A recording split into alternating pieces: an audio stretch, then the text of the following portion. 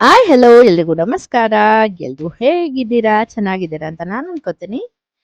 ಇವತ್ತಿನ ಲಾಗಲ್ಲಿ ಎಗ್ ಸಾಂಬಾರ್ ನಮ್ಮ ಅತ್ತೆ ಹೇಗ್ ಮಾಡ್ತಾರಂತ ನೀವೆಲ್ಲ ತಿಳ್ಕೊಬೋದು. ಆಕ್ಚುಲಿ ನನಗೆ ಕ್ರೇವಿಂಗ್ಸ್ ಆಗ್ತಾ ಇತ್ತು. ಮೊಟ್ಟೆ ಸಾರು ತಿನ್ಬೇಕು ಅಂತ. ಸೊ ಅವ್ರಿಗೆಲ್ಲ ಹೇಳ್ದೆ. ಮೊದಲಿಗೆ ಏನೇನು ಹಾಕಿದ್ರು ಅಂತ ನೋಡ್ಬೋದು ನೀವಿಲ್ಲಿ. ಕೊಬ್ಬರಿನ ಸ್ವಲ್ಪ ಹಂಗೆ ಮಿಕ್ಸಿ ಮಾಡ್ಕೊಬಿಟ್ಟು ಅದಕ್ಕೆ ಆನಿಯನ್ ಹಾಗೆ ಗಾರ್ಲಿಕ್, ಜಿಂಜರ್, ಮಸಾಲ ಸ್ಪೈಸಸ್ಸಿಗೆ ಎಲ್ಲಾನು ಆ್ಯಡ್ ಮಾಡ್ತಾರಲ್ವ, ಪೆಪ್ಪರು, ಚಕ್ಕೆ ಅವೆಲ್ಲ ಹಾಕ್ಬಿಟ್ಟು ನೆಕ್ಸ್ಟು ಕೊರಿಯಾಂಡರ್ ಬೀಜ ಬರುತ್ತೆ. ಸೊ ಅದು ಕೊತ್ತಂಬರಿ ಕಾಳು ಹಾಗೆ ಕೊತ್ತಂಬರಿ ಕೂಡ ಆ್ಯಡ್ ಮಾಡ್ಕೋಬೋದು. ಸೊ ನಾವಿಲ್ಲಿ ಟೊಮೆಟೊ ಕೂಡ ಆ್ಯಡ್ ಮಾಡ್ಕೋಬೋದು. ಇವರಿಲ್ಲಿ ಹುಣಸೆ ಹಣ್ಣು ಹಾಕ್ತಾ ಇದ್ದಾರೆ ನೆನೆಸಿಟ್ಬಿಟ್ಟು. ಸೊ ಇದು ಬೇರೆ ಟೇಸ್ಟ್ ಬರುತ್ತೆ ಅಂತ ಇವ್ರು ಮಾಡೋ ಸ್ಟೈಲಲ್ಲಿ ಇವ್ರು ಮಾಡ್ತಾ ಇರೋದು. ನೀವು ಬೇಕಂದ್ರೆ ಟ್ರೈ ಮಾಡಿ ನೋಡಿ ಒಂದ್ಸಲಿ, ಚೆನ್ನಾಗಿ ಬರುತ್ತೆ ಟೇಸ್ಟು. ಹಾಗೆ ಇದಕ್ಕೇ ಖಾರದ ಪುಡಿನೂ ಆ್ಯಡ್ ಮಾಡ್ತಾ ಇದ್ದಾರೆ. ನಾವಿಲ್ಲಿ ಮಾಡ್ತಾ ಇರೋದು 8 ಎಗ್ಸ್‌ಗೆ. ಸೊ ನಮ್ಗೆ ಎಷ್ಟು ಖಾರ ಬೇಕಾಗುತ್ತೋ ಅಷ್ಟನ್ನ ಇಲ್ಲಿ ಆ್ಯಡ್ ಮಾಡ್ತಾ ಇದ್ದಾರೆ.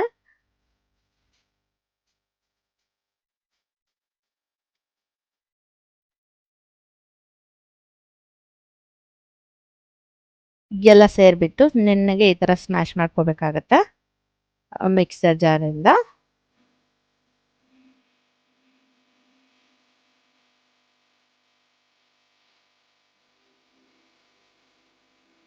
ಹಾಗೆ ಮೊದಲಿಗೆ ಆಯಿಲ್ ಸ್ವಲ್ಪ ಜಾಸ್ತಿ ಹಾಕಿದ್ರೆ ಇನ್ನ ಟೇಸ್ಟ್ ಬರುತ್ತೆ. ಸ್ವಲ್ಪ ಇವ್ರು ಇಲ್ಲಿ ಕಡಿಮೆ ಯೂಸ್ ಮಾಡ್ಕೊಂಡು ಮಾಡ್ತಾ ಇದ್ದಾರೆ. ಇದಕ್ಕೆ ಸಾಸಿವೆ,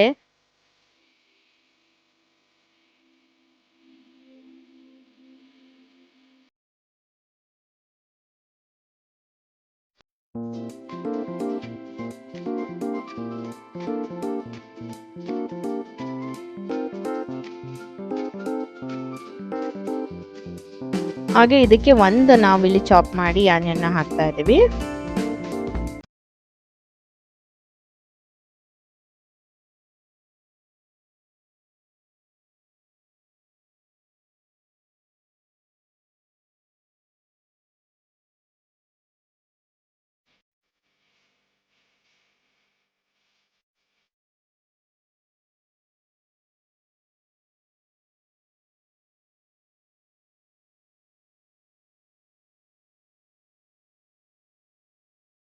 ಸೊ ಆನಿಯನ್ಗೆ ಸ್ವಲ್ಪ ಟರ್ಮರಿಕ್ ಹಾಗೆ ಸ್ವಲ್ಪ ಖಾರದ ಪುಡಿನ ಆ್ಯಡ್ ಮಾಡಿಬಿಟ್ಟು ಈ ತರ ಬೇಯಿಸ್ಕೋಬೇಕಾಗತ್ತೆ.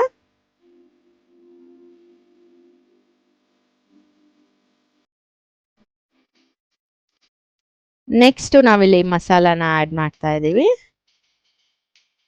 ನೀವಿಲ್ಲಿ ಹುಣಸೆ ಹಣ್ಣನ್ನ ಸ್ಕಿಪ್ ಮಾಡಿ ಟೊಮೊಟೊ ಕೂಡ ಯೂಸ್ ಮಾಡ್ಕೋಬಹುದು 2 ಟೇಸ್ಟ್ಗೆ. ಸೊ ಅದು ಬೇಡ ಅಂದ್ರೆ ಇದನ್ನ ಹಾಕಿ ನೋಡಿದ್ರೆ ಬೇರೆ ಟೇಸ್ಟ್ ಸ್ವಲ್ಪ ಚೇಂಜ್ ಟೇಸ್ಟ್ ಬರುತ್ತೆ.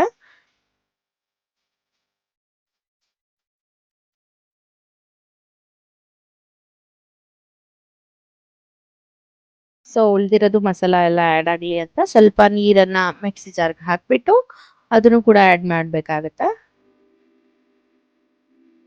ನಮಗೆ ವಾಟರ್ ನಮಗೆ ಎಷ್ಟು ತಿಕ್ಕಾಗಿ ಬೇಕು ಅನ್ನೋದ್ರ ಮೇಲೆ ನಾವು ಹಾಕೋಬಹುದು.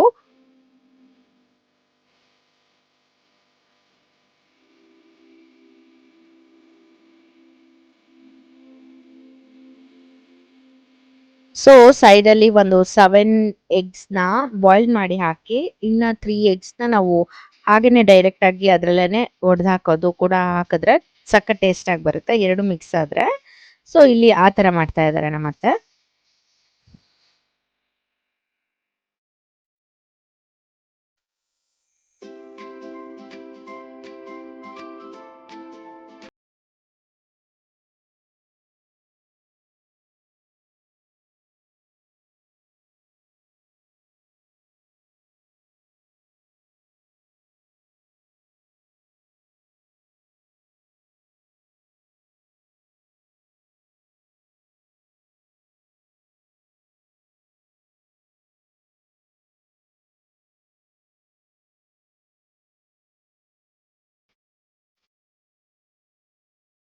ಸೊ ನೆಕ್ಸ್ಟ್ ಎಲ್ಲ ಸಿಪ್ಪೆನ ಔಟ್ ಮಾಡಿಬಿಟ್ಟು ಲಾಸ್ಟಲ್ಲಿ ಈ ತರ ಮಾಡೋದ್ರಿಂದ ಮಸಾಲ ಎಗ್ ಒಳಗಡೆ ನೀಟಾಗಿ ಸೇರ್ಕೊಂಡು ಮೊಟ್ಟೆ ಟೇಸ್ಟ್ ಇನ್ನ ಸಖತ್ತಾಗಿರುತ್ತೆ. ಸೊ ನೀವು ಇದನ್ನ ಟ್ರೈ ಮಾಡ್ಬೋದು ಈ ಟಿಪ್ಸ್‌ನ.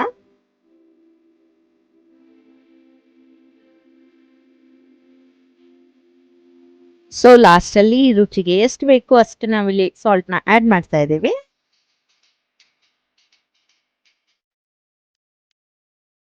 ಹಾಗೆ ಲಾಸ್ಟಲ್ಲಿ 3 ಎಗ್ಸ್ನ ಈ ಥರ ಡೈರೆಕ್ಟಾಗಿ ಒಡೆದು ಅದರಲ್ಲೇ ಕುದಿಯೋ ಟೈಮಲ್ಲಿ ಆ್ಯಡ್ ಮಾಡ್ತಾ ಇದ್ದಾರೆ.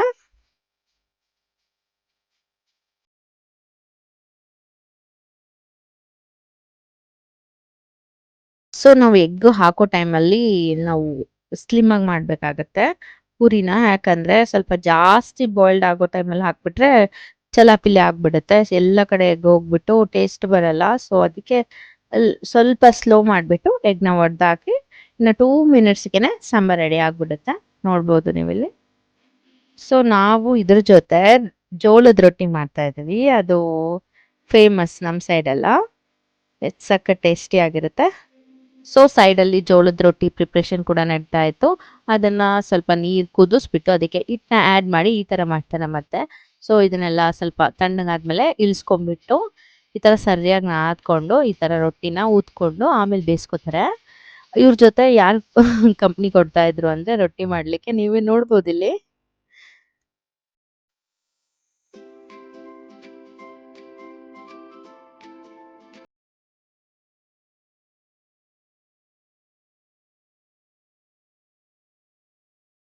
ಸೊ ನಮ್ ಗುಂಡು ಮರಿ ಕೂಡ ರೊಟ್ಟಿ ಮಾಡ್ತಾ ಇದೆ.